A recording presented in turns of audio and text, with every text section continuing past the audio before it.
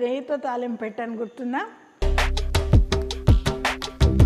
Hello అండి, నేను మీ Anupama from flavours of Anupama.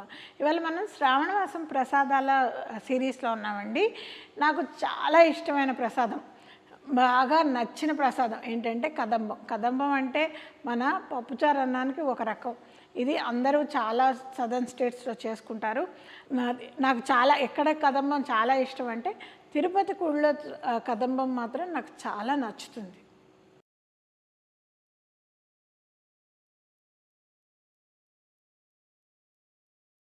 So ముందు మనము కొద్దిగా ఒక కప్పు బియ్యము, ఒక కప్పు కందిపప్పు నానేసుకున్నాం, కాసేపు కడిగి నానేసుకుని దీన్ని కుక్కర్లో పెడుతున్నాము. దీంట్లో కొద్దిగా నీళ్లు సరిపడపోయండి, ఎందుకంటే అది మంచిగా ఉడకాలి, మనకి బాగా నీళ్లు ఉండాలి. అందుకని మనం కుక్కర్ చేస్తాం. మీడియం ఫ్లేమ్ మీద పెడుతున్నాను నేను. మీడియం ఫ్లేమ్ మీద మనం దీనికి ఒక 3 విజిల్స్ ఇచ్చుకుందాం. దీంట్లో కూడా కొద్దిగా నీళ్లు పోసుకుందాం. నీళ్లు పోసుకుని దీంట్లో కొద్దిగా ఉప్పు వేసుకుందాం. వేసుకుని మన ఈ కూరగాయలన్నీ వేద్దాం. ఏమేమి వేస్తున్నాయంటే ఇవి టమాటాలు, ఇందులో వేయకూడని ఏంటి అంటే మనం సాత్విక్ ఫుడ్ అంటున్నాం కాబట్టి దీంట్లో నేను ఉల్లిపాయలు ఎల్లిపాయలు వేయట్లేదు. మనం ములక్కాడలు వేస్తుంటారు కదంబంలో చాలామంది, అవి కూడా కొన్ని పద్ధతుల్లో వాడరు, అందుకని నేను ములక్కాడలు కూడా వాడట్లేదు. దీంట్లో నేను కొద్దిగా పసుపు వేసి దీన్ని కూడా విజిల్స్ రావడానికి పెడుతున్నాను.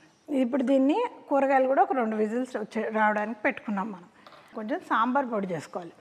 సో సాంబార్ పొడికి ముందు మెంతులతో మొదలెడదాం.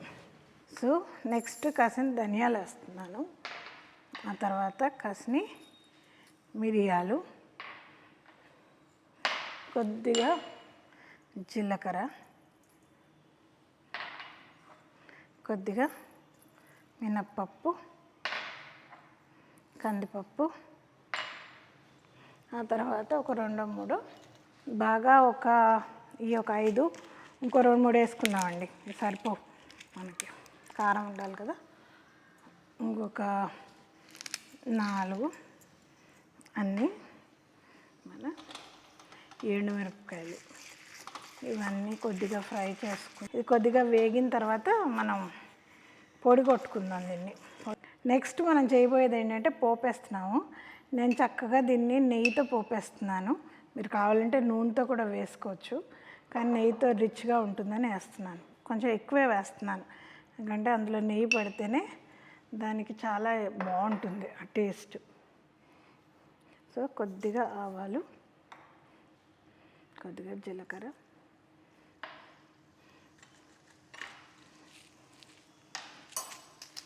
నాలుగు ఎండుమిరపకాయలు, కొద్దిగా ఇంగువ, కొంచెం ఎక్కువే కరివేపాకు,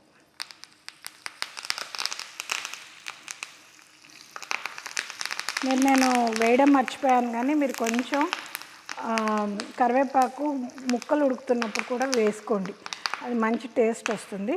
తాలింపులో కూడా వేసుకోండి. సో పోపు అయిపోయిందండి, నేను బంద్ చేస్తున్నాను. సో ఇదండి పప్పు అన్నం ఉడికిపోయినాయి చాలా వరకు. దీన్ని కొద్దిగా కలిపేస్తున్నాను నేను. దీంట్లో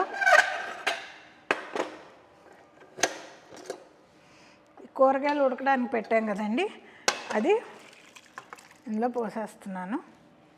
ఇదిగోండి చింతపులుసు పోస్తున్నాను కొంచెం.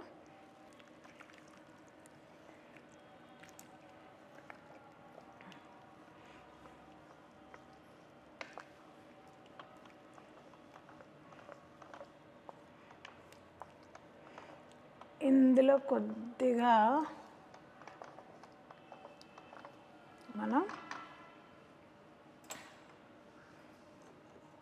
ఇందాక మనం నూరుకున్న పొడి ఉంది కదా, మన సాంబార్ పొడి ఉంది కదా, 2.5-3 చెంచాలు వేసుకొని కలుపుకుందాం.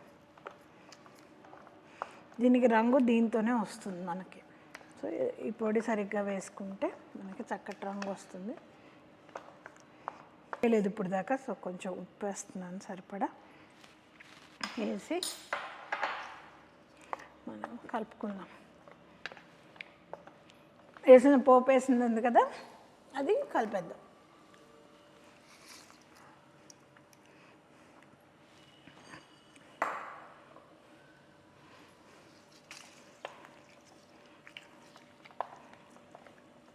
ఈ కదంబాన్ని వేడివేడిగా టేస్ట్ చేద్దామండి. నాకు ఇందులో గుమ్మడికాయ ముక్క కూడా వచ్చింది, దాంతోపాటు టేస్ట్ చేస్తాను.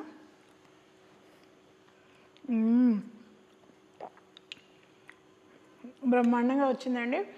నేను చక్కగా నెయ్యితో తాలింపు పెట్టాను, గుర్తుందా? అసలు ఆ నెయ్యి తాలింపు వల్ల దీని టేస్ట్ 3 పెరిగిపోయిందండి.